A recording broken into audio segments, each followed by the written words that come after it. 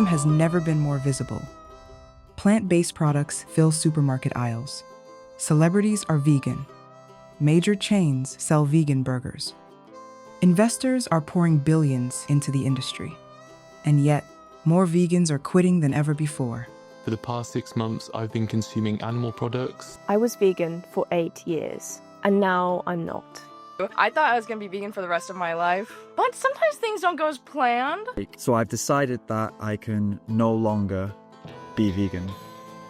High-profile influencers, people who built their identities around veganism, are walking away. They're not quitting because they crave meat. They're quitting because of other vegans. The biggest threat to veganism isn't the meat industry. It's vegans themselves. While veganism was winning the culture war, it started losing a war inside its own walls. The movement fractured into hostile tribes. Purity tests became so extreme that almost no one could pass them. Social media turned every mistake into a public execution. And that's the tragedy, because veganism matters. It's one of the most powerful tools we have to reduce animal suffering, fight climate change, and prove that humans can choose compassion over convenience. But today, that same movement is eating itself alive. Not because people stopped caring, but because an obsession with purity is making it impossible for normal people to belong. This is the story of how a movement built on compassion became a machine that destroys its own people, how the pursuit of perfection became a death spiral, and why saving veganism might require rejecting everything the loudest voices say it should be. Because if we lose this movement to purity culture, we don't just lose veganism. We lose proof that change is possible.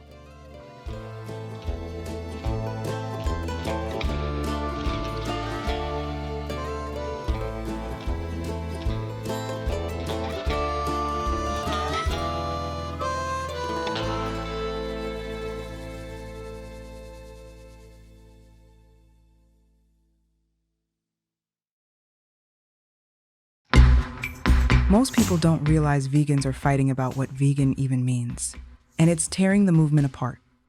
When Donald Watson coined the term in 1944, it was simple. Avoid animal products as far as practical and possible. One definition, one movement, but that unity shattered. Now there are health vegans, ethical vegans, environmental vegans, social justice vegans, each claiming to be the real one. Health vegans focus on the body.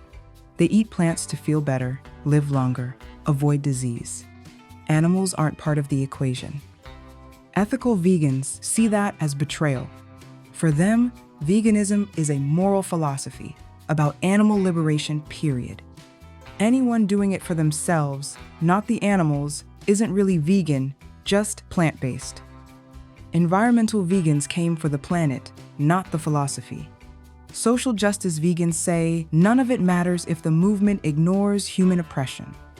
These aren't just different opinions, they're rival tribes, each trying to strip the others of identity. But beneath the ideology lies something deeper, purity. And purity demands gatekeepers. Once veganism became an identity, something you are, rather than something you do, it became a trap. One wrong choice, one slip, and you could lose who you are. Social media turned that anxiety into spectacle. When Ravana, a YouTuber with millions of followers, was filmed eating fish, it went nuclear. Llevo aquí más de un mes, pues no aquí, pero sí en Asia. Fue a Japón, fue a yo no sé dónde, mejor dicho, qué envidia de plan.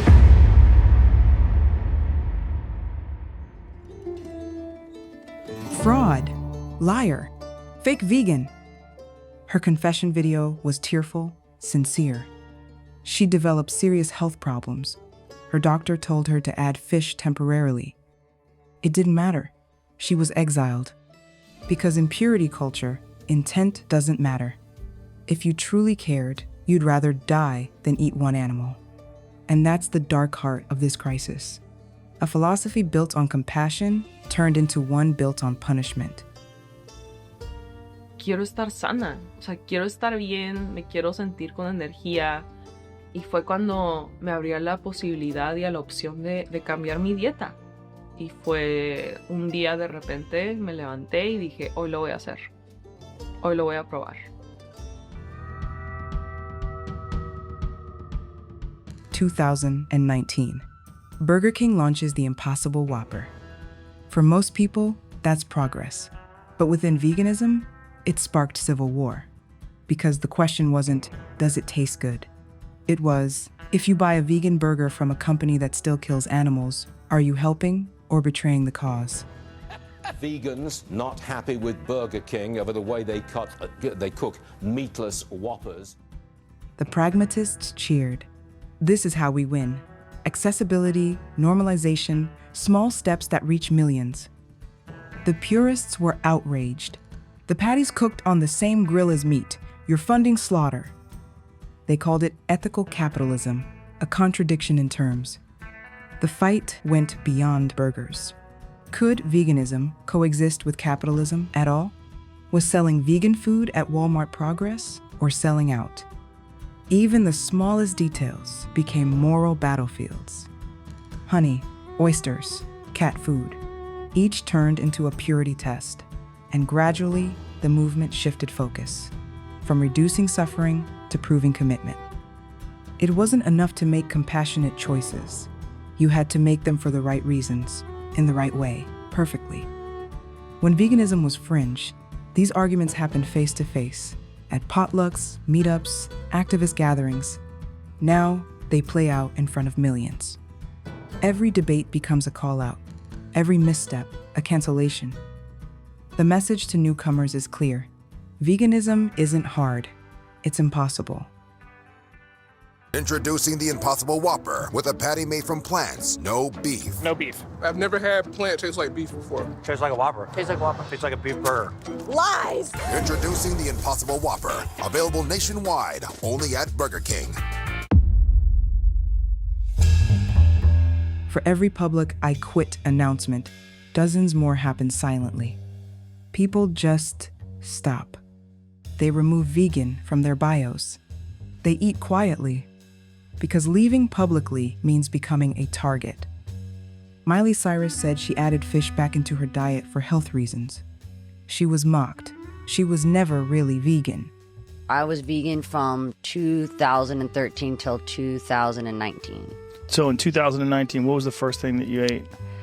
My ex-husband cooked me some fish on the grill. So I'm actually right now in a very experimental period. It's actually fun to talk about with you because I know that you kind of have probably some good suggestions on that. But I'm experimenting a lot with like my diet and my body and my routine and my exercise right now. La verdad ya no me estaba sintiendo nada bien. Mi digestión estaba fatal, me inflamaba mucho, cualquier cosita que comía me inflamaba. ¿Cómo es posible? Estoy comiendo muy saludable y me inflamo todo el tiempo. Fue cuando me diagnosticaron con SIBO. Ravana admitted her body broke down after years of raw veganism. She was told, "You did it wrong."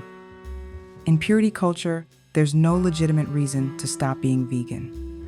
If you quit, you're weak, stupid, or lying. But behind the screens, thousands of vegans are struggling too. Exhausted, anxious, afraid of making one mistake. Forums are filled with posts like, "Is it normal to cry in restaurants? Does anyone else feel constant food anxiety?" Most replies say the same thing. Push through. It's for the animals. Suffering becomes a badge of honor. The more miserable you are, the purer you must be. And slowly, compassion turns inward into guilt, fear, and burnout.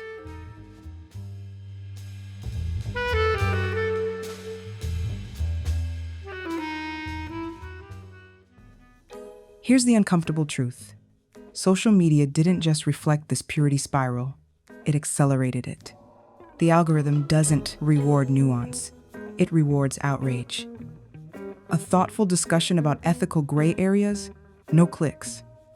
A dramatic call out of someone not vegan enough, viral. Creators learned quickly, moderation doesn't get views, compassion doesn't trend, but outrage does. Entire channels grew by exposing fake vegans. TikTokers filmed confrontations in restaurants.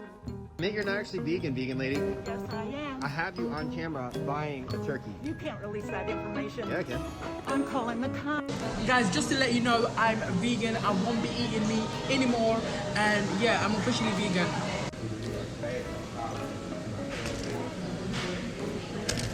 Instagram accounts became tribunals. The incentive was clear. To grow your platform, you had to be more vegan than everyone else, more extreme, more pure.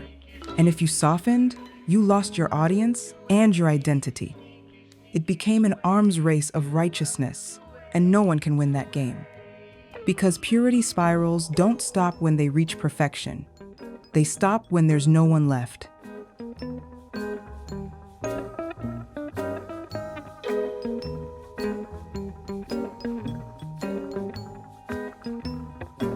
So where does that leave veganism now?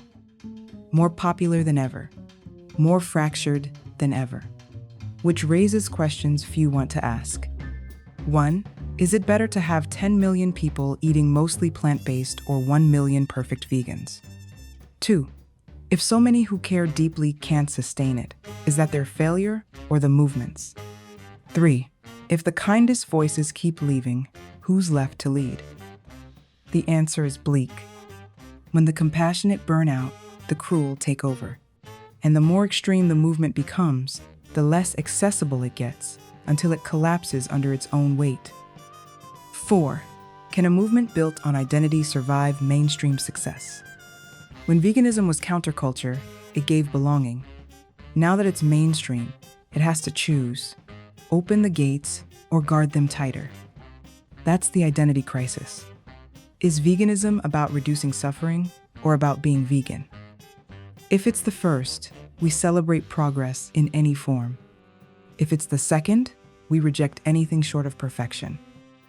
That single question will decide the future of the movement.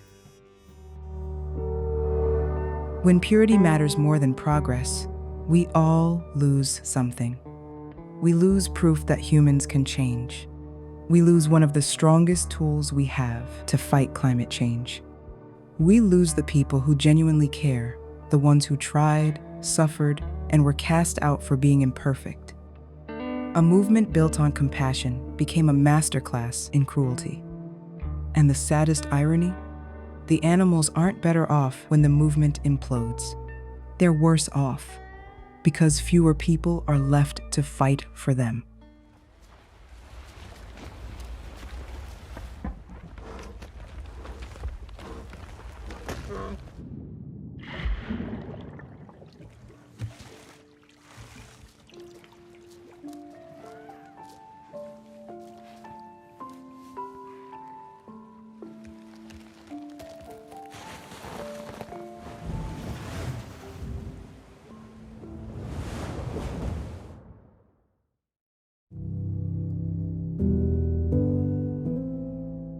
So what happens next?